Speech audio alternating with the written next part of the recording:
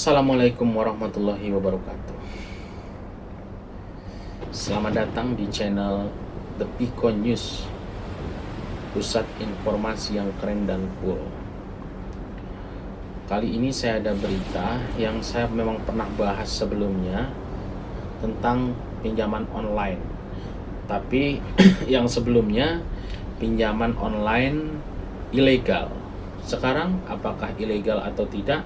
Mari kita lihat ceritanya.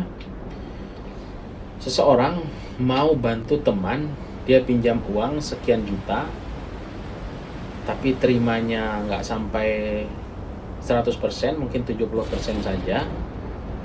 Lalu belum sampai 4 hari sudah ditagih, dimarah-marah. Tiba-tiba dia diarahkan ke pinjaman online yang lainnya, dia pinjam sampai kira-kira 20 bank pinjol, pinjaman online tuh yang dia tempat ngutangnya.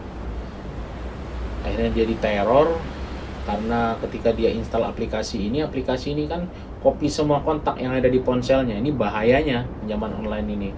Dia langsung copy tuh semua kontak ini di save. Akhirnya dia teror dari situ. Semua yang ada di kontak ini aplikasi pinjol kirim tuh kata-kata yang nggak bener lah, gambar dan lain-lain. Akhirnya jadi stres sampai dia undur diri dari tempat kerja karena malu. Itu ringkas ceritanya, saya bacakan. Jungkir balik korban pinjol dikejar debt collector. Sudah 2 minggu gagal bayar. Sudah 2 minggu juga saya tidak bisa tidur. Itu yang diungkapkan oleh Ganesh. Namanya aneh ya. Gimana bacanya? Ganesh aja ya. Sembari menghela napas panjang, hidup Ganesh jungkir balik sejak diteror debt collector pinjaman online. Tak hanya jam tidur yang terganggu, debt collector juga mengusik kerabat, keluarga terdekat hingga atasan. Harga dirinya dilucuti dan dipermalukan di hadapan orang terdekatnya. Ini memang kejam ya debt collector ini. Tapi ya memang dari situlah mereka cari makan. Siapa salah kalau sudah seperti ini? Orang nawarin jurang untuk kau masuki supaya kau mampus di dalamnya, kau masuk ke situ. Siapa salah? Berbagai pesan blast bernada hinaan dikirimkan debt collector ke seluruh kontak di ponselnya. Ia kenyang dipanggil maling, perampok hingga penipu. Kesehatan mental Ganesh terganggu akibat data pribadinya tersebar dan diancam diperdagangkan. Tak hanya itu, foto pribadinya yang digunakan semena-mena serta keluarganya dihina lewat pesan blast. Aksi teror tersebut membuat pekerjaan Ganesh berantakan. Tak kuat menanggung malu, beberapa hari lalu dia memutuskan mengundurkan diri dari perusahaan. Semua kemalangan yang dialami Ganesh berawal dari niatnya membantu kerabat dekat. Jelang Lebaran, dia memutuskan membantu kerabat mengambil pinjaman lewat pinjol karena yang bersangkutan sudah masuk daftar hitam. Nah, teman yang dibantunya pun sudah masuk daftar hitam, kenapa dia bantu? Awalnya yang mengambil pinjaman kedua pinjol legal ya, dengan pinjaman masing-masing 1 juta dan 1,5 juta.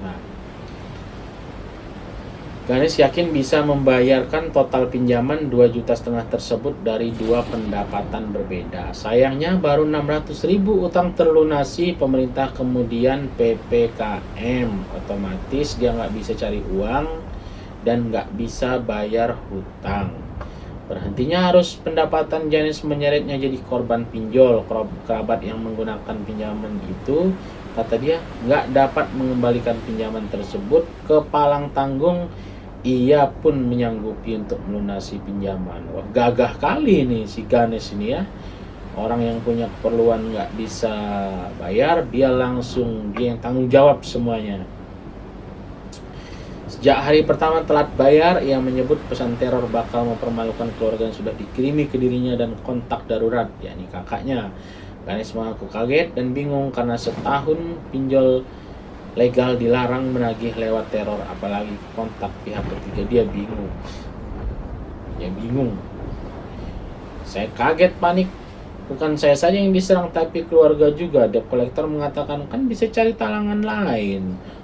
Mulailah saya mencari dan buka aplikasi lain. Buka aplikasi pinjol lain. Gali lubang, tutup lubang. Saya sebagai orang awam hanya berpikir semua aplikasi di App Store dan Play Store sudah pasti berizin dari Kominfo sehingga bisa launching rilis katanya. Jadi dia pikir, oh ini resmi dari Play Store, masa nggak dicek sih sama pemerintah. Ganesh mengaku tak mendapat penjelasan rinci terkait mekanisme pinjaman sebelum mengambil pinjaman. Dia hanya melihat ketentuan soal izin akses kamera, kontak darurat, dan lokasi. Nah, jadi nggak dijelasin nih pinjam dokumennya apa, pakai apa, bagaimana bayar, bagaimana nagih, berapa bunga, nggak dijelasin. Yang jelas setahu dia itu aplikasi bisa ambil kontak, ambil kamera, dan lain-lain. Dia mungkin confirm. Sayangnya tak begitu praktiknya, foto dan seluruh kontak juga mereka akses sebagai senjata intimidasi. Selain itu, ia juga tak tahu menahu soal potongan di awal. Tak tanggung-tanggung, ia menyebut ada pinjol ilegal yang memotong lebih dari setengah dari pagu pinjaman 2,6 yang cair hanya 1,5 juta saja. Ya lebih setengah lah. Dan nggak sampai setengah lah potongannya, 2,6 cair 1,5. Ya berarti kan 11 juta tuh potongan, nggak sampai setengah. Jangan diputar balik harusnya ya ceritanya ya. Kalau memang lebih, kalau kurang, jangan kurang bilang lebih bilang kurang. Gitu. Kalau kita benar, bagaimana? Kalau kita nggak benar, bagaimana mau mengharap orang lain benar gitu loh. Mirisnya lagi, ia pernah mendapat pesan teror dari pinjol ilegal meski pinjaman belum jatuh tempo. Ia sudah mendapat teror di hari keempat, dana cair, padahal jatuh tempo adalah 7 hari. Ya tinggal bilang aja, kan 7 hari ini masih hari keempat. Ya jangan bayar lah, cuekin aja.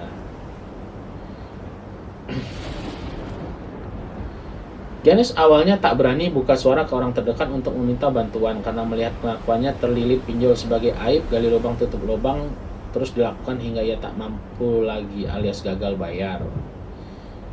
Ganesh sempat mengikuti anjuran OJK. Dia lapor ke OJK, yakni melapor ke kepolisian. OJK bagaimana bantu ya? Karena ini kan mungkin fiktif ya. Karena dia hanya aplikasi, mungkin orang yang tempat pinjam uang itu lagi nggak ada tempat. Mungkin di luar negeri sana, bagaimana OJK mau datengin? Alih-alih dapat bantuan, ia malah mendapat ejekan dan jadi bahan tertawa. Saya pernah lapor ke kepolisian, diketawain. Kata mereka, sudah terima duitnya belum? Kalau sudah, itu konsekuensinya. Ya mungkin masih baru lah, polisi kan itu basa-basi. Polisi ketawa ngomong begitu, mungkin ya bukan tidak mau bantu ya, tapi namanya orang baru lapor, wajar lah dibully-bully dulu. Karena ini kan akibat kebodohannya diketawain kan sama polisi. Polisi mau bantu bagaimana juga bingung. Di mana orangnya, bagaimana polisi mau cari.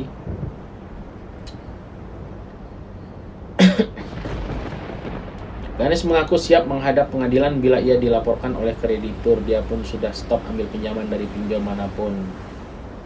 Dari pengalaman pribadinya, Ganesh mengingatkan masyarakat untuk jangan pernah mengambil utang pinjol. Ia menyarankan mengambil pinjaman dari perbankan meski syaratnya memang jauh lebih ribet. Ini ada halaman 2 nih, beritanya udah panjang juga nih.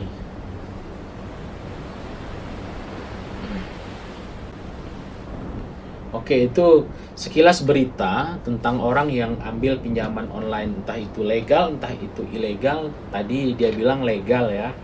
Jadi ini cukup menjadi perhatian buat pemirsa semua. Memang tidak ada yang mudah ya ketika kita mendapat masalah. Jangan cepat-cepat ingin ambil pikiran mau selesaikan dengan jalan pintas, karena biasanya jalan pintas itu ada jebakan di situ. Jadi lebih baik yang walaupun kita harus sedikit malu, merendahkan sedikit ego, pinjam ke terdekat ya, teman gitu kalau memang harus pinjam, atau menjual barang yang ada. Itu memang sudah jadi resiko, nanti beli lagi kan barangnya, daripada harus ambil pinjaman online. Memang sepertinya hanya klik saja kirim KTP, uang cair, tapi pinjaman 2,5 juta tadi yang cair berapa, pinjaman 26 yang cair 1,5, langsung dipotong 900.000, dan itu pun langsung ada bunga. Waduh, pokoknya ini kalau saya mungkin yang jadi peminjam ini, itu kalau saya ya, langsung saya pinjam sebanyak-banyaknya saya bisa pinjam, saya nggak akan bayar. Setelah saya pinjam, HP langsung bakar atau banting atau apapun itu supaya mereka nggak bisa akses kontak. Akalin aja sih sebenarnya. Kalau ada yang iseng, akalin aja.